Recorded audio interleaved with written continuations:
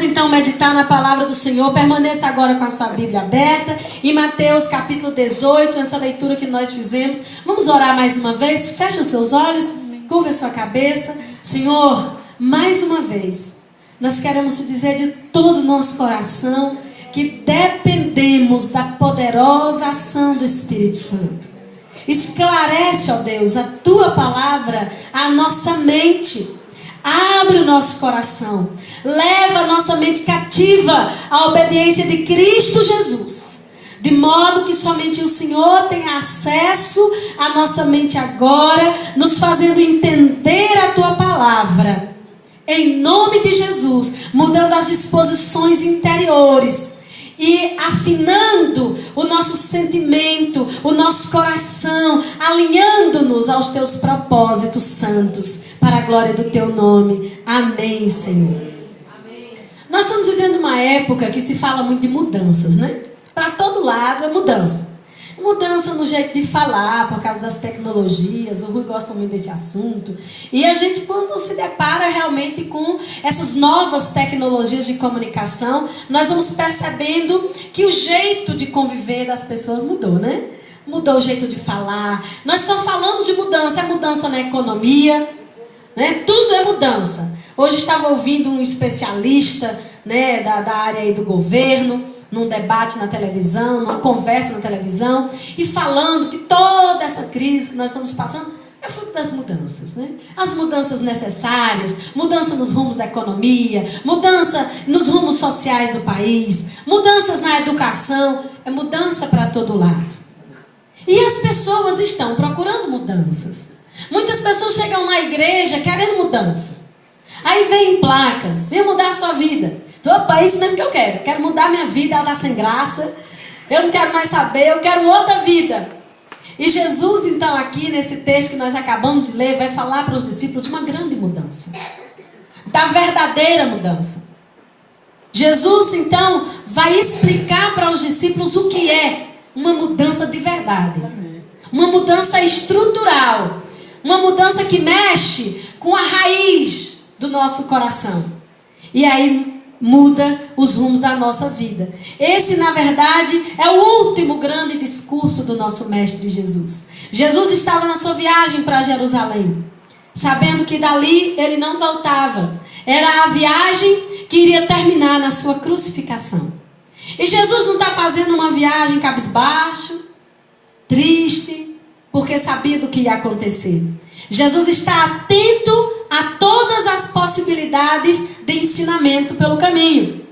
Porque os seus discípulos precisavam disso, para que dessem continuidade à pregação do Evangelho do Reino, à pregação da mensagem de libertação dos corações oprimidos. Então Jesus está atento a isso.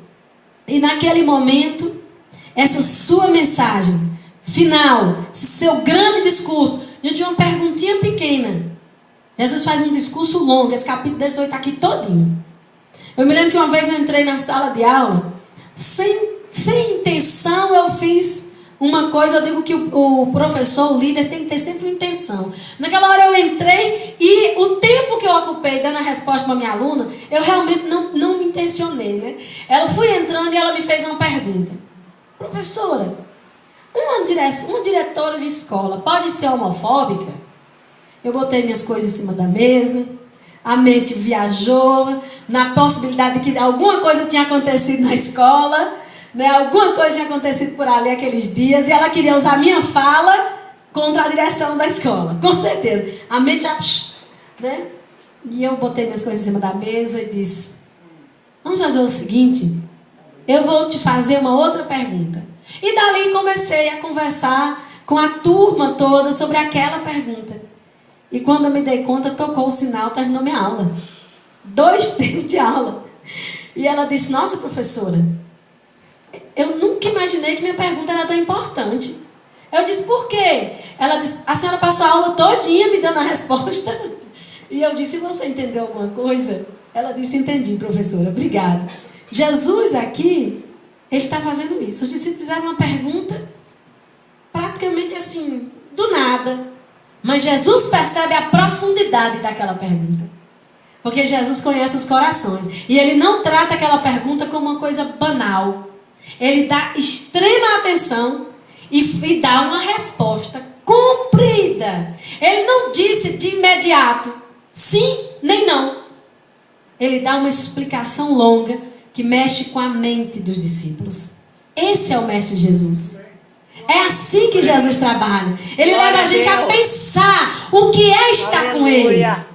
Ele leva a gente a pensar o que significa o caminhar com Jesus. O caminhar para o céu. Então, nesse momento, a resposta de Jesus é para confrontar, tentar, na verdade, curar e arrancar do coração dos discípulos um grande mal que se manifestou ali naquela hora.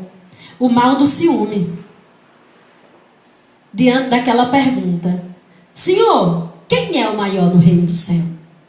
E ali Jesus então identifica um pecado no coração dos discípulos. O pecado do ciúme, da vontade de ser grande, da vontade de aparecer. Quem é o maior? Mas eles deviam ser inocentes, né? Devia estar assim. Na verdade, eles deviam estar pensando assim, tipo assim, né? Igual adolescente falando.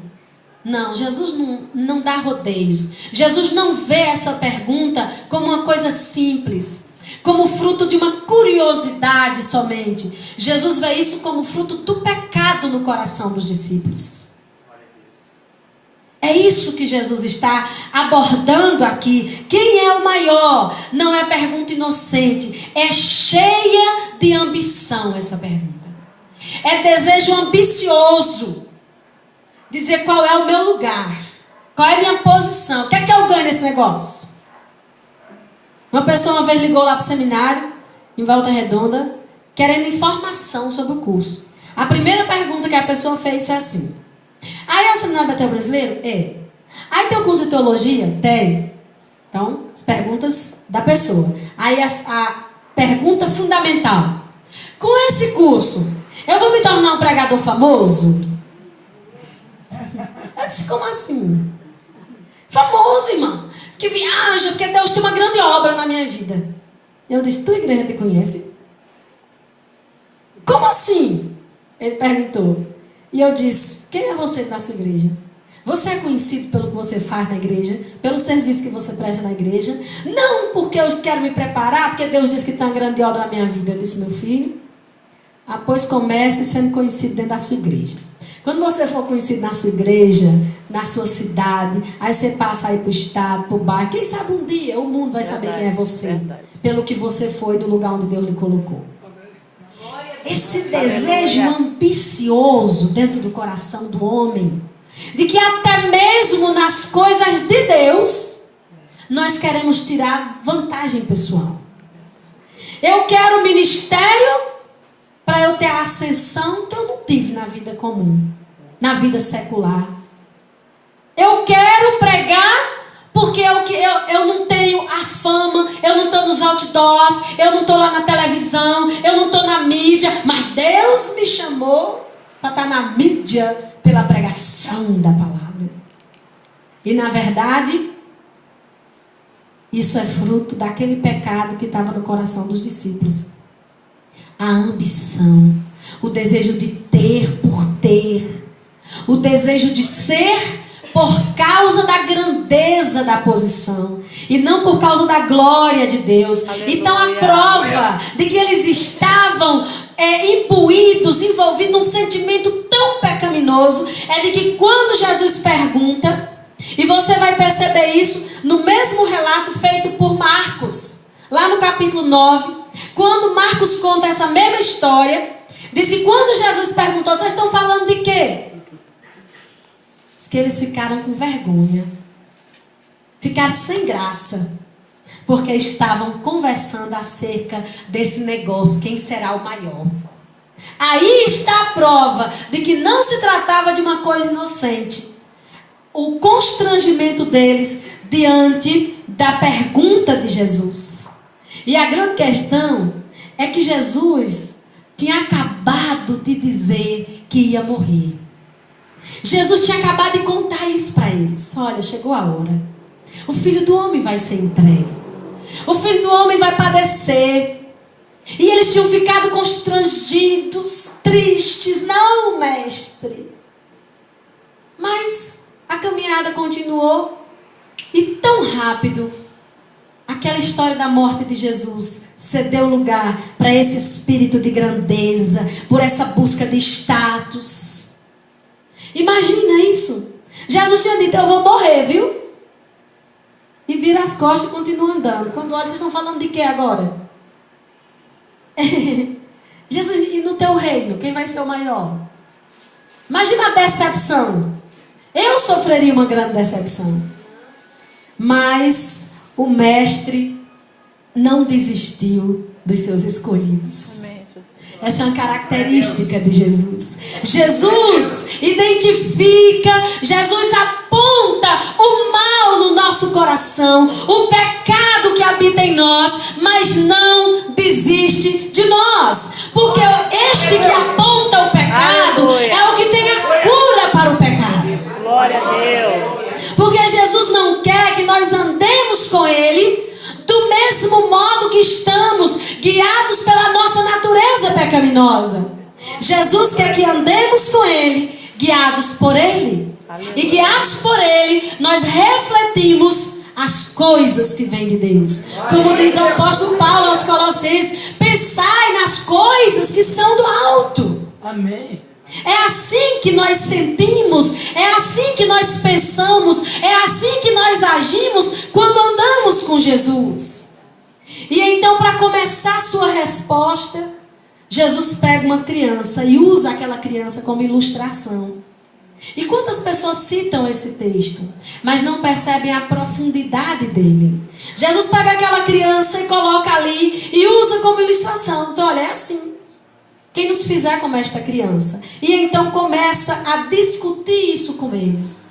De cara, Jesus então pega, ele diz, aqui está essa criança. Se vocês não se fizerem como essa criança, aí ele dá a atacada. Vocês não vão entrar no reino do céu. Sabe o que Jesus está dizendo? Olha só. Vocês nem sabem se vão entrar lá. E já estão querendo discutir em que lugar vocês vão sentar. Eu quero dizer uma coisa para vocês. Se vocês não mudarem de atitude, se vocês não mudarem de coração, de mente, nem lá vocês vão entrar. Quanto mais ter um lugar, primeiro, segundo, terceiro ou último. É isso que Jesus diz quando ele fala assim, olha, portanto, se vocês não se converterem, e não vos tornardes como uma criança, de modo nenhum entrarão no reino do céu. A palavra de Jesus não começa, se vocês não se tornarem como a criança. A palavra dele começa, se vocês não se converterem. Então, portanto, Jesus está falando de mudança. Converter, mudar de mente. A palavra conversão quer dizer mudar de rumo. A ideia da conversão é essa, é que você está indo numa direção e percebe que não é a direção correta, então você volta. Isso é converter. Não é querer o conhecimento novo na mesma estrada velha. É sair da estrada velha para viver o novo conhecimento. Isso é conversão. É isso que Jesus está dizendo. Voltem-se dessa atitude mesquinha de vocês. Mudem de comportamento. Desçam, saiam desse egocentrismo. Vocês estão fechados dentro de vocês mesmos, pensando nos próprios interesses, nos desejos de vocês, lutando pelo que vocês querem, e não por aquilo que glorifica a Deus. Convertam-se. Não basta andar comigo. E não esqueçam que Jesus está falando com discípulos. Jesus não está falando com qualquer pessoa. É muito fácil nós pegarmos esse discurso de Jesus e dizermos, olha, e dizermos, o mundo tem que se converter. Quem está lá do lado de fora da igreja tem que se converter. Mas Jesus está falando é com quem está dentro. Não é com quem está lá fora que não está ouvindo. É com você que está perto. Jesus está dizendo para os discípulos, vocês andaram comigo 3 anos. Mas isso não significa tudo. Ou muda de mente, ou não vai adiantar muita coisa você dizer que conheceu, que ouviu falar de Jesus, que você fez e aconteceu em nome dele. Lembra que ele ensinou isso? Naquele dia muitos dirão: Senhor, Senhor, no teu nome eu expulsei demônios, no teu nome, Senhor, eu fiz e aconteci. E ele disse, e a minha resposta vai ser o seguinte: apartai-vos de mim, eu nunca vi você, eu não sei quem é você, porque você não fez o que eu quis que você fizesse. É isso que Jesus está dizendo. Convertam-se, mudem de coração, muda de mente e viva do meu jeito. Aleluia. Jesus traz essa grande lição, meus queridos, para nós. Conversão é uma entrega absoluta a Jesus. Conversão não é mudar de religião. Conversão não é mudança de palco, como nós temos visto muito por aí. Fazia show no palco do mundo, agora eu faço um show no palco de Deus.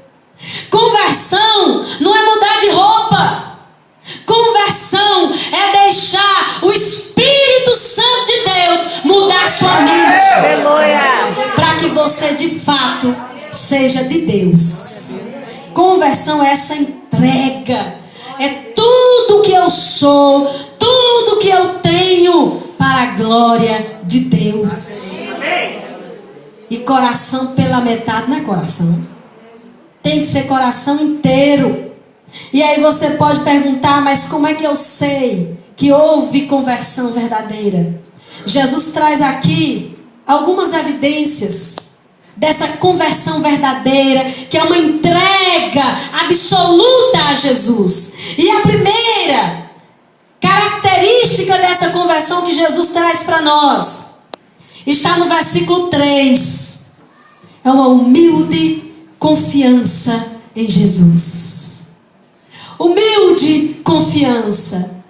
Converter implica nisso, numa confiança, numa dependência. No versículo 3, quando ele diz: se vocês não se converterem e se tornarem como criança.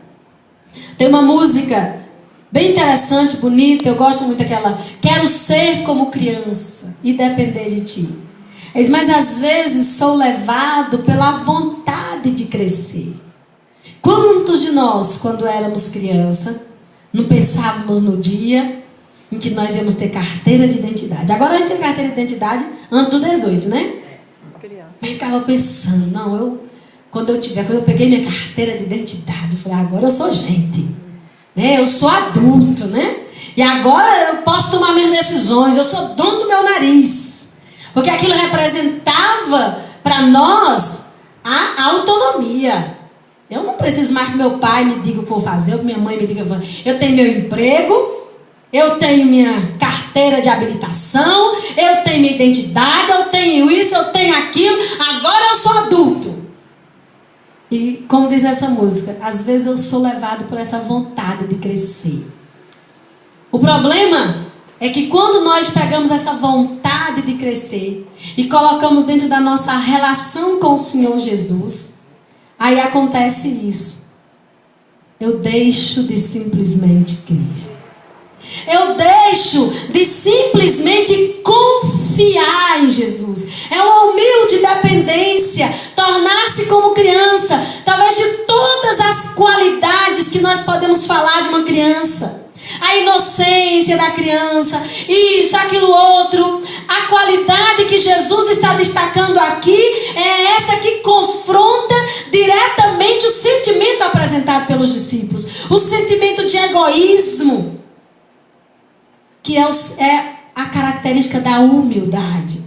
Essa humilde dependência de Jesus, essa humilde confiança. Jesus diz e eu recebo, Jesus diz e eu obedeço, porque foi Jesus que falou.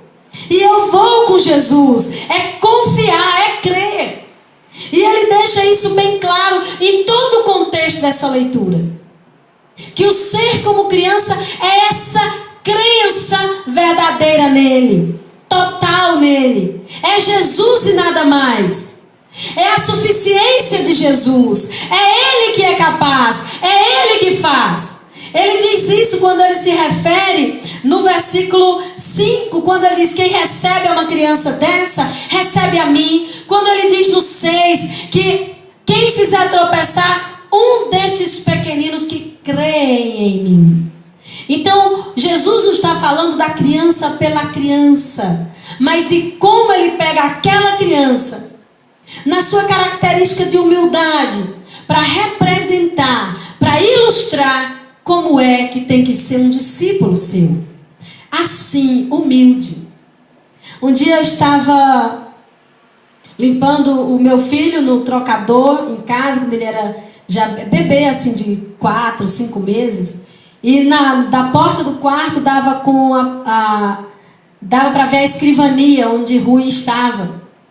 E eu percebi que ele virou no trocador, né? E ficou assim, olhando. Eu olhei para quem que ele estava olhando. Era o pai dele que estava lá. E ele ficou ali, aí eu fiquei parada. Parei de trocar a fralda dele. Botei minha mão assim. Ele virou o corpinho todinho. A beirada aqui da mesa. Não estava nem aí. Se ia cair, se não ia cair. As mãozinhas e os pezinhos ficaram assim, ó. Ele estava assim, olhando pro pai dele. E eu fiquei segurando pela barriga aqui. E naquele mesmo instante eu lembrei desse texto. Essa humilde dependência.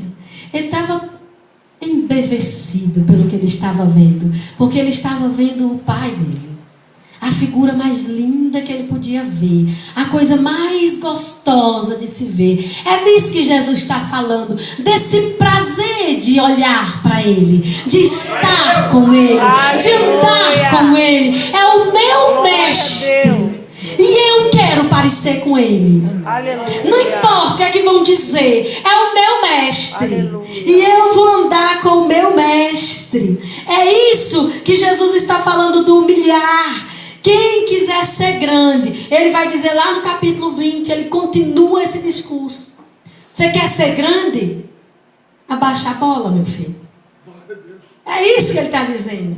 Você quer crescer, meu filho? Comece descendo, viu? Você quer subir? Vai descendo, meu filho. Tem que descer. Tem uma música de Jacinto, né? Cantor antigo. Tem que descer, irmão, para receber vitória. Às vezes a gente quer tanta vitória. Jesus me dá vitória. Jesus isso, Jesus aquilo.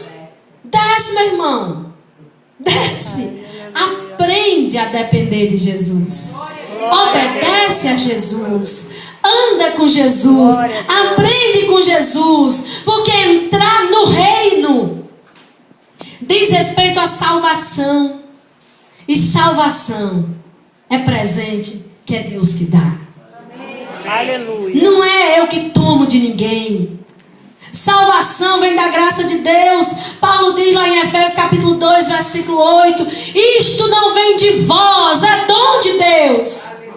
E aí derruba todo orgulho humano. Aleluia. Toda vaidade humana. Porque é Ele que faz isso em nós.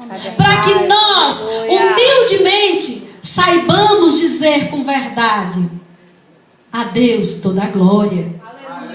Toda glória é de Deus. Porque é Ele que faz e não eu que faço. Jesus está reafirmando o que Ele tinha ensinado no Sermão do Monte. E parece que seus alunos tinham esquecido. Ele está relembrando essa lição sobre a humildade, sobre a questão do dedicar-se, do entregar-se, do servir. Como ele mesmo diz, o Filho do Homem não veio para ser servido. Ele diz isso dele. Eu não vim para ser servido, eu vim para servir. Aleluia. Se o meu mestre veio para servir, por que eu quero ostentar alguma coisa? É verdade. E ele veio para servir a mim. E ele serviu, sabe como? Como diz lá em Filipenses capítulo 2. Ele não teve por usurpação ser igual a Deus. Mesmo sendo Deus. Ele não quis. Ele não ostentou a sua divindade. Mas ele foi humilde. Ele foi obediente até a morte. E morte de cruz. É isso que Jesus está ensinando. Verdade. E aí sim, diz o restante do texto: pelo que Deus o exaltou soberanamente e lhe deu um nome que é sobre todo nome, para que ao nome de Jesus se dobre todo o joelho dos que estão nos céus, na terra e embaixo da terra, e toda língua confesse que Jesus Cristo é o Senhor, para a glória de Deus Pai. É Jesus que é o Senhor. Aleluia. É Jesus que é o centro. Então eu preciso dizer: Senhor, Aleluia. converte o meu coração, para que eu aprenda novamente a depender de Ti, para que novamente eu olhe para o Senhor como da primeira vez que eu te olhei. Aleluia. Que eu sinta do Senhor como aquela primeira vez quando o Senhor me tocou, quando eu era tão dependente de Ti. Que você saia do caminho da autonomia espiritual Graças e a volte para o caminho da humilde dependência do Senhor Jesus. Porque converter é entregar. E entregar reflete essa humilde dependência de Jesus. Mas Jesus vai mais longe nessa história. E ele dá uma outra evidência de um coração convertido. É um coração humilde. É um coração que confia nele. E é um coração abnegado em favor dos outros. É um coração pronto para viver em função dos outros. Jesus confronta mais ainda: quem é o maior? Eu vou te mostrar quem é o maior. É quem crê em mim e, crendo em mim, serve aos outros. Vive em função do outro. No versículo 5, ele disse: quem recebe uma dessas crianças em meu nome vai receber a mim. E olha, mas quem fizer tropeçar um destes pequeninos que crê em mim, melhor seria pendurasse uma pedra de moinho no seu pescoço e se atirasse na profundeza do mar. Jesus está dizendo que esses que se converteram e que creem humildemente nele, têm com ele uma relação tão estreita, Glória a Deus. indivisível. Não tem como separar Jesus do discípulo. Se tentar me arrancar de Jesus, vai me arrancar os pedaços, porque ele me colou nele. Glória a Deus. De modo que ele é para olhar para mim e ver Jesus. Olha para Jesus e vai me ver lá com Jesus. E isso reflete o jeito como nós nos relacionamos uns com os outros. É isso que Jesus vai ensinar aqui nessa parte. Que quem é de Jesus é uma coisa só com ele. E é o desafio, né? De ser discípulo de Jesus e andar no mesmo caminho.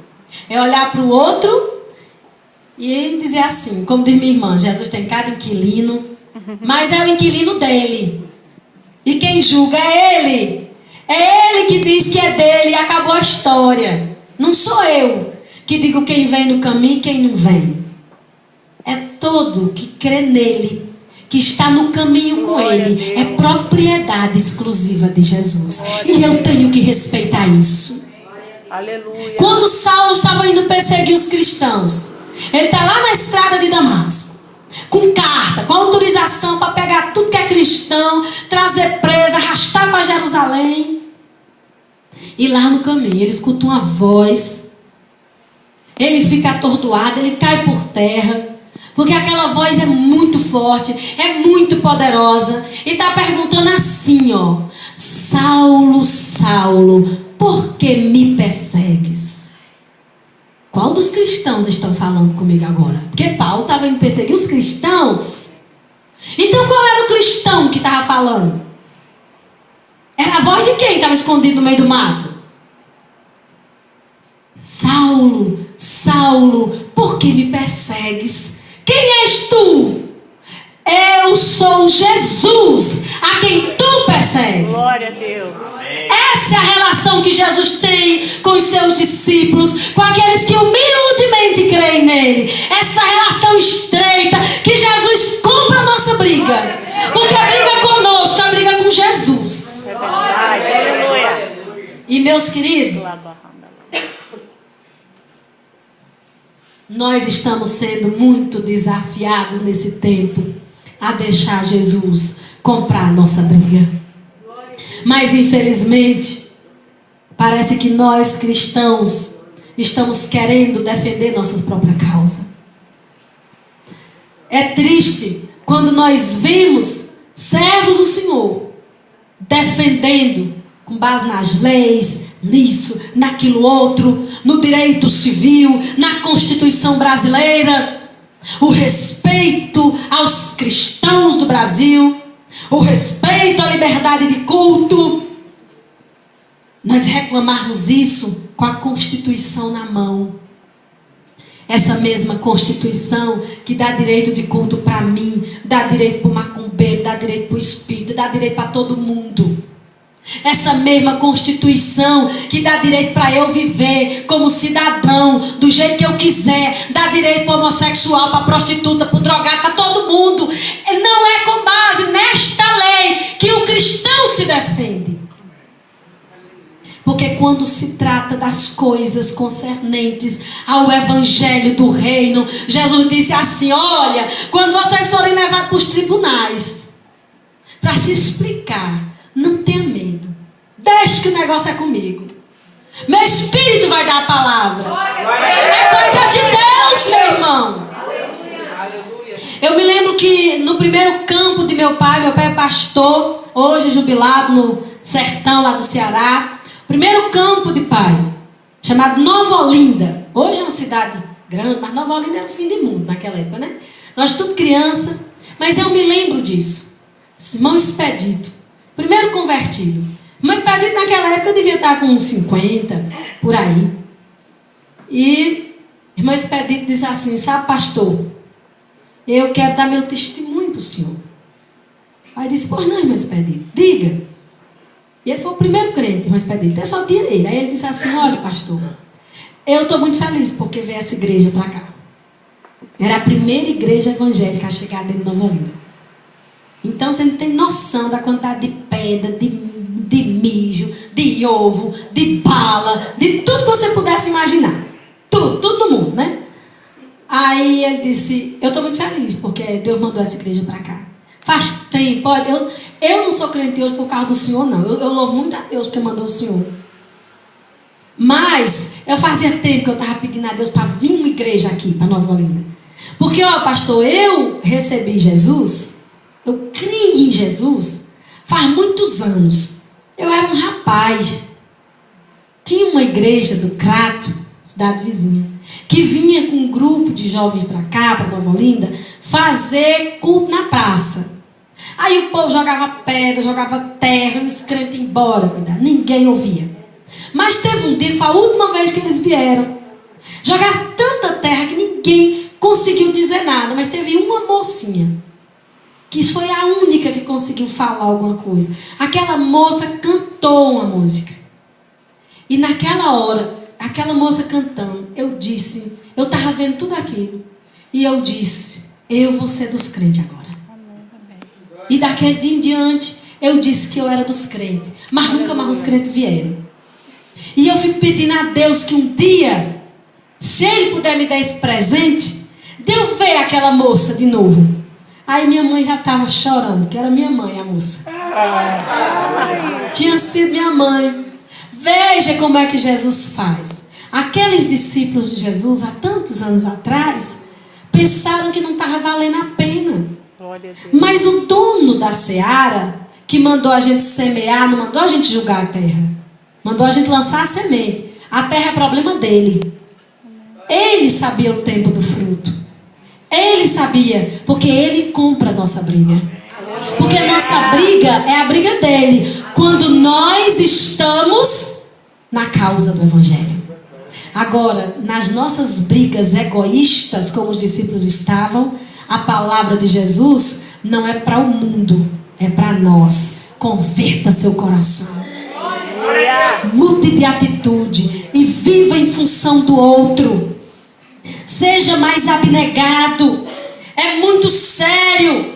E Jesus está dizendo isso, olha. Toma cuidado.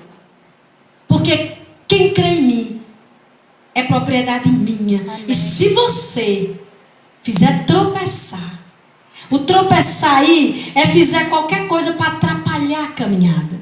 Sabe uma criança que os psicólogos dizem que se ela lá na infância dela, na primeira infância, ela tiver algum problema emocional, alguma coisa assim que venha acarretar problemas para essa criança, ela vai ter um desenvolvimento comprometido.